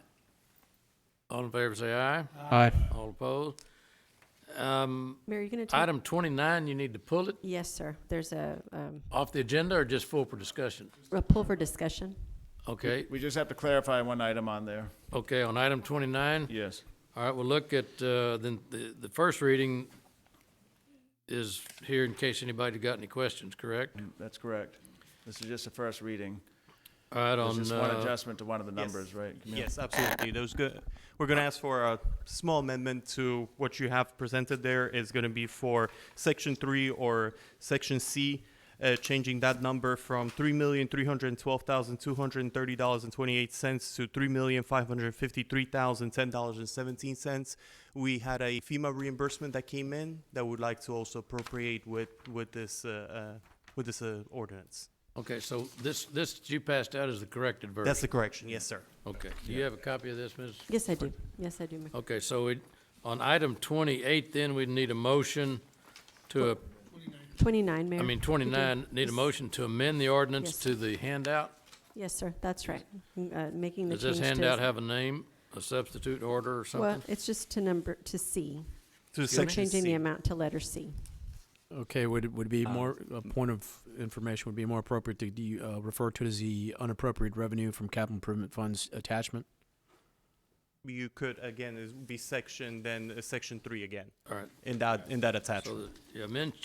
amend Section 3 to read 3553010.17. Yes, sir, absolutely. Okay, so I'll make the motion, then we amend Section 3 to $3,553,010.17. Second. All right, there's a motion and a second. Any further discussion on the amendment to Section 3? Hearing none, all in favor say aye. Aye. All opposed? Okay, Section 3's been amended, and so I'll entertain, and you have a motion then on the floor for item 29. Well, sir, can we just pass it as amended? So Mr. Hunter. Pass it as amended? Mr. Barrera made a motion.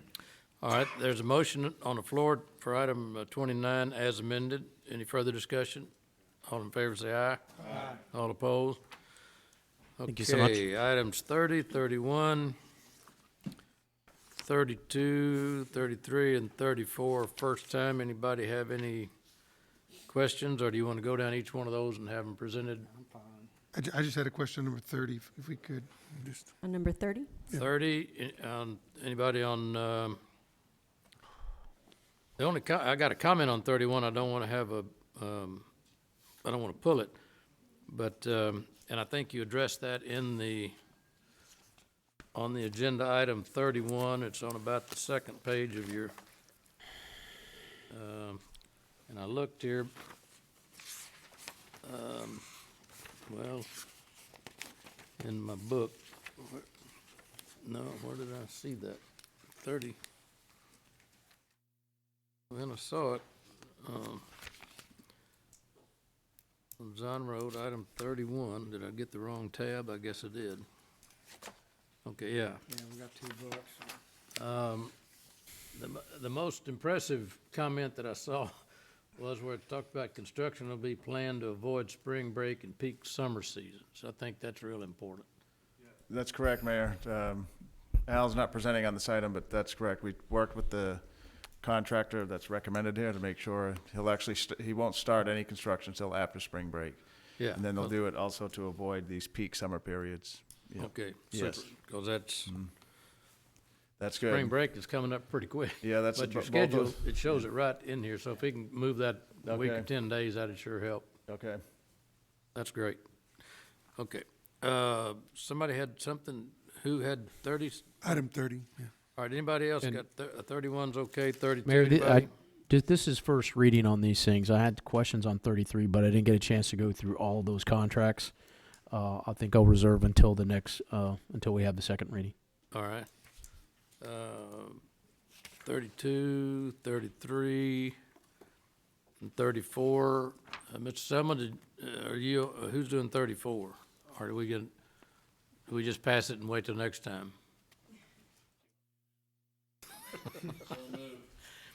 So, but so 30 is the only one that has got somebody to ask a question on? It's just a quick question, Mayor. All right, well, let's ask It'll that take me a then. second. Mr. Raymond, Mr. Dice, great work. I think it's great allowing you guys to go ahead and sort out any small, I guess, variance related to encroachment issues. And now it says for when issues more than a third of the easement, would that go to the Board of Adjustments if it's greater than that, or No, what's the it will process? still come back to this board, because it's our way of, how can I say this? It's our way of still being transparent, so it's not like we're covering up or hiding anything. So if at that level of 1/3 of encroachment and easement, whether it's a primary structure, an outbuilding, a pool, flat work, those kind of things, we would do administratively to keep the process moving. But if it's something greater than that, then we would come to the board. And I know it's kind of awkward that we bring private easement encroachments to this body. I'm sure you have bigger fish to fry, but that's just how it's set up. When we amend the UDC this August, when we bring forth amendments, one of those amendments will be to pull this out because it's a private easement. It's not like a right-of-way. It's not like something that, you know, it's on private property, right? And if the utilities and the franchise utilities and our utility departments agree, then really it shouldn't have to rise to this level. I Okay, think. and if, in the easement issues, if you've got something that actually conflicts with some sort of utility, Yeah, then it you won't- just it won't- reject it, you just, Exactly, okay, and then just we'll come don't. back to this group, Okay. exactly. All right, perfect, okay, thank you. Okay, on 32, anybody, we can go, this is just first reading. Right. 33, 34, that's the baseball, anybody, you want to, everybody's satisfied with the information they've got, Mr. Garza? Sorry, I didn't see your name there. All right, so you want, so what do we need? You want I to make a motion? Motion for the approval of, 32, 33, 34. all right, motion for 30 30 through 34. 30 through 34, please. 30 through 34 Yes, sir. on the first reading. Yes, sir. All right, any other further discussion? They got all dressed up. You don't want to come down and say anything? All, quick question. Do we need to approve it as amended? Is that what the recommendation is, or we just need to approve, or is this already in here? Okay, thank you. All right, all in favor, say, any further comment? All right, motion on the floor, Thank all you. in favor, say, okay. Oh, I couldn't hear it, so I'm asking. Okay. All right, all in favor, say aye. Aye. Aye. All opposed? There's no briefing, is that correct? Yes, no briefing. That's correct, Mayor. Well, then we'll go into, let me get my instructions, I don't wanna get in trouble, Ms. Huerta. Okay, now we're going, yeah.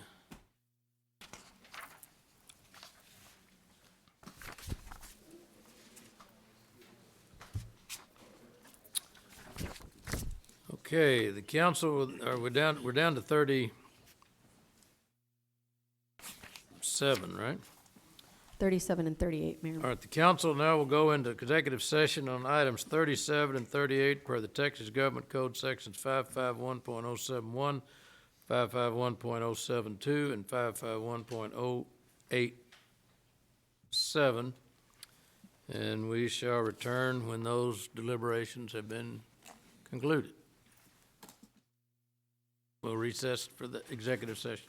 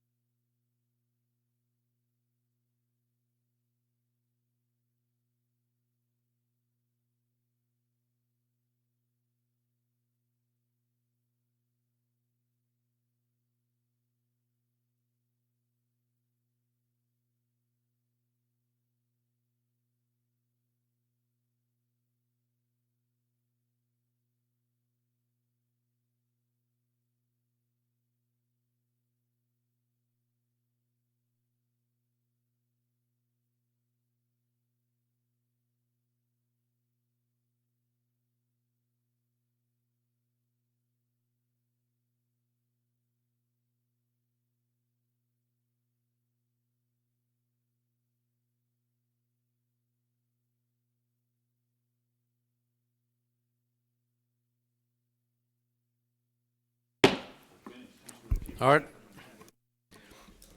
We'll reconvene the meeting, and look here, it's almost, we can get out of here before 5 o'clock. We've completed, we're reconvened after executive session on items 37 and 38. Is that correct, Ms. Huerta? Yes, sir. Anyone have any future agenda items they need to bring up? Mr. Manager, you have anything? We got a meeting next week? Yes, next week we have a meeting. All right, well, if there's no other information to Next come before the, Tuesday. excuse me? Next Tuesday is our meeting, the Okay. last meeting for the January. All right, if there's nothing else before the council, we are adjourned. Thank you, Mr. Mayor.